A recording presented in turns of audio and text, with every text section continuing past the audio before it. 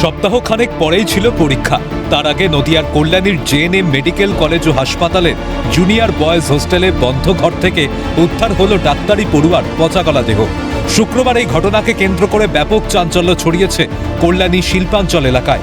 মৃত ছাত্রের নাম পুলক হালদার। তার বয়স 21 বছর। তিনি জেএনএম মেডিকেল কলেজের তৃতীয় বর্ষের পড়ুয়া ছিলেন। তার বাড়ি দক্ষিণ 24 পরগনার বগরাহাটের ধামুয়া বিহারী মাঠ এলাকায়।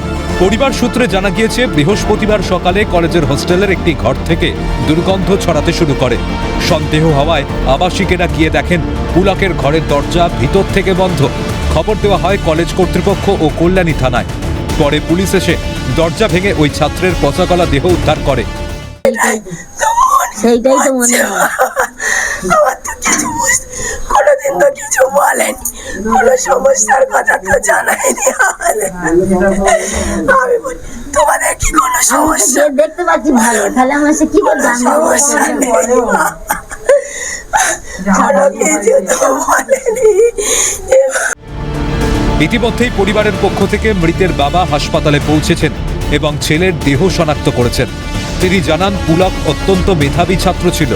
গত 20 তারিখ তার সঙ্গে শেষবার কথা হয়েছিল। তারপর থেকে আর যোগাযোগ করা যায়নি। গতকাল হাসপাতাল কর্তৃপক্ষের ফোন পেয়ে রাতেই কল্যাণীতে ছুটে আসেন তিনি। চতুর্থ বর্ষের পরীক্ষার চাপ নিয়ে ছেলে দুশ্চিন্তায় ছিল বলে দাবি করেন তিনি।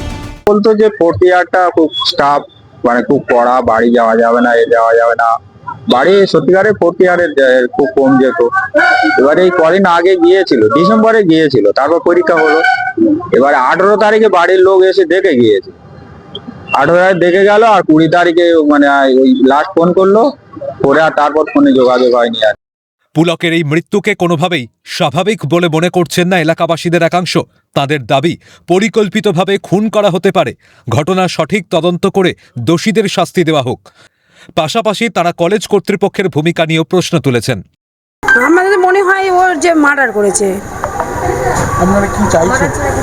আমরা চাইছি এর শাস্তি হোক, এর তদন্ত করে তারপরে শাস্তি পাবে। কেমন ছেলে ছিল পুলক? খুব ভালো। আমাদের তো এই তো পাশের বাড়ি, আমাদের ওই বাড়ি। আমাদের সঙ্গে ভালো ব্যবহার, ভালো এই আশপাশে ওরম ছেলে কেউ নেই। আর কদিন আগে ঘুরে গেছে, এই সরস্বতী পুজোর কদিন আগেও ঘুরে গেছে। আমরা ওকে খুব ভালোবাসি এবং খুব ভালো ছেলে, মেধাবী ছেলে ও। কিন্তু ওর এই মৃত্যুটা আমরা কোনোভাবেই মেনে নিতে পারছি না। আর সবচেয়ে বড় কথা যে অত বড় একটা ক্যাম্পাস, যে ওর বন্ধুরা ছিল, পাশের রুমে একটা বাচ্চা 6 থেকে 7 দিন পর্যন্ত বেরোচ্ছে না, তাহলে মানে হসপিটাল কর্তৃপক্ষ কি করছিল? আমরা কার ভরসায় যে আমরা বাচ্চাকে বাইরে রেখে মানুষ করবো? একটা ডাক্তার তো কখনো বাড়ির থেকে হওয়া যায় না, তাহলে কোনো না কোনো ক্যাম্পাসে যেতে হবে, সেখানে মেডিকেল কলেজে ভর্তি করতে হবে। তাহলে আমরা কোন ভরসায় থাকবো? এক্ষেত্রে আমরা পুরোপুরি দায়ী দিচ্ছি আমাদের মানে হসপিটাল কর্তৃপক্ষকে, সুপারকে। কেন এগুলো হবে? এগুলো আমরা মন থেকে মেনে নিতে পারছি না। পুলকের মার দাবি, শেষ 20 তারিখ কথা হয়েছিল, তারপর থেকেই পুলকের ফোনের সুইচ অফ পাচ্ছিল। সামনেই সেমিস্টার পরীক্ষা ছিল। মার সাথে কথাও হয়েছিল, মা ভালো থাকো, পরীক্ষা দিয়ে বাড়িতে ফিরবে। কিন্তু আর বাড়ি ফেরা হলো না পুলকের। বাড়িতে হয়তো ফিরবে পুলকের নিথর দেহ। কিন্তু এলাকার মানুষ থেকে শুরু করে পরিবারের কাছে অত্যন্ত মেধাবী এবং মিশুকে ছেলে ছিল এই পুলক। এই মৃত্যু কোনোভাবেই মেনে নিতে পারছে না আত্মীয় স্বজন থেকে পরিবারের লোকজন। তাদের দাবি, সঠিক তদন্ত করে দোষীদের শাস্তির ব্যবস্থা করা হোক। অন্যদিকে কান্নায় ভেঙে পড়েছে পুলকের মা। মগরাহাট থেকে অরিজিৎ মণ্ডল, ক্যালকাটা নিউজ।